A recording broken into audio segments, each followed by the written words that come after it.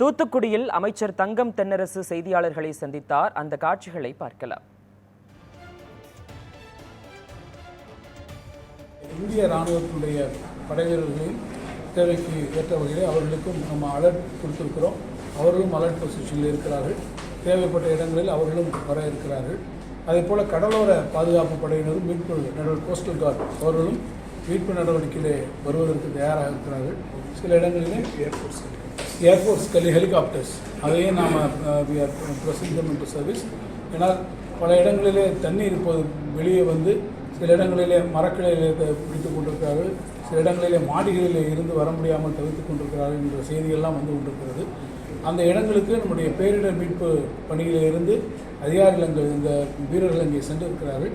எங்கே அவர்களாலே போய் அந்த நடவடிக்கைகளை மேற்கொள்வதில் சிரமங்கள் இருக்கிறதோ அந்த இடத்துல ரீச் பண்ண முடியாமல் இருக்கிறாங்களோ அங்கே உடனடியாக ஹெலிகாப்டர் மூலமாகவும் உடனடியாக அவர்களை மீட்பதற்கான தக்க நடவடிக்கைகள் எல்லாம் இப்போது நாங்கள் மேற்கொண்டு வந்திருக்கிறோம். இந்த முன்னெச்சரிக்கை நடவடிக்கையாக இந்த பாதிப்புக்குள்ளாக இருக்கக்கூடிய பகுதிகளை பொறுத்தமட்டால் பொதுவாக பொதுமக்களுக்கான இந்த முன்னெச்சரிக்கையான பொதுவான எச்சரிக்கை நடைமுறைகளை ஒரு காமன் அலர்ட் புரோட்டோகால் என்று சொல்வார்கள். எல்லோருக்கும் சொல்லக்கூடிய அளவிற்கு ஏறத்தாழ 62.72 லட்சம் பொதுமக்களுக்கு இதெல்லாம் எச்சரிக்கை குறுஞ்செய்திகள் அனுப்பப்பட்டிருக்கிறது. உங்கள் பகுதியில் இன்றைக்கு தண்ணி வரக்கூடிய வாய்ப்பு இருக்கிறது, வெள்ளம் வரக்கூடிய வாய்ப்பு இருக்கிறது, எனவே பாதுகாப்பான இடங்களுக்கு நீங்கள் செல்லுங்கள் என்று அவர்களுக்கு அந்த மூலமாக அறிவுறுத்தல் நம்ம வழங்கப்பட்டிருக்கிறது. முன்னெச்சரிக்கை நடவடிக்கையாக நான் குறிப்பிட்டதைப் போல தாழ்வான பகுதிகளிலே அதே போல் தாமிரபரணி ஆற்றின் கரையோரத்தில் இருக்கக்கூடிய மக்கள் அங்கே இருந்து பாதுகாப்பான இடங்களுக்கு அவர்களை இடப்பெயர்ச்சி செய்திருக்கிறோம். நம்முடைய திருநெல்வேலி மாவட்டத்தில் மட்டும் 41 இடங்களிலே இப்போது இந்த நிவாரண முகாம்கள் அமைக்கப்பட்டு 502 குடும்பங்கள் இப்போது அங்கே இருக்கிறார்கள். அந்த தங்க வைக்கப்பட்டிருக்கக்கூடிய நபர்கள் ஏறத்தாழ இப்போதைக்கு 2500 பேர் அங்கே தங்கியிருக்கிறார்கள்.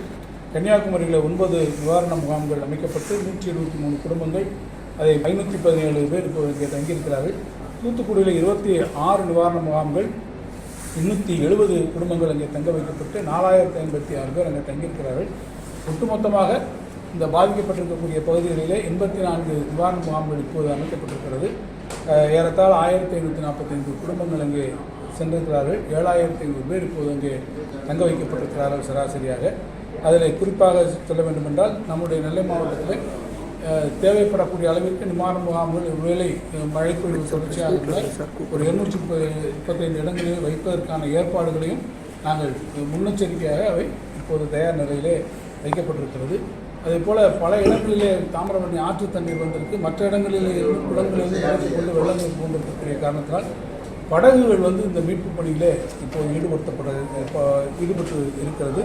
அதிலும் குறிப்பாக நம்முடைய திருநெல்வேலி, கன்னியாகுமரி, தூத்துக்குடி, தென்காசி ஆகிய 4 மாவட்டங்களில் தேசிய பேரிடர் மீட்பு படையினுடைய 16 படகுகள், நம்முடைய தீயணைப்புத்துறையின் சார்பாக 43 படகுகள், மீன்வளத்துறையின் சார்பாக 25 படகுகள், ஆக மொத்தம் 84 படகுகள் இப்போது இந்த இடங்களிலே நாம் மீட்பு பணிகளுக்காக வந்திருக்கிறது. பல இடங்களிலே தேவை அதிகமாக இருக்கக்கூடிய காரணங்களால் கடலோர பகுதியில் இருந்து படகுகள் இப்போது வந்து கொண்டிருக்கிறது. அந்த இடங்களிலிருந்து ஏறத்தாழ தேவைக்கு ஏற்ப மாவட்ட ஆட்சித்தலைவருடைய நடவடிக்கையின் மூலமாக புதிய படகுகளும்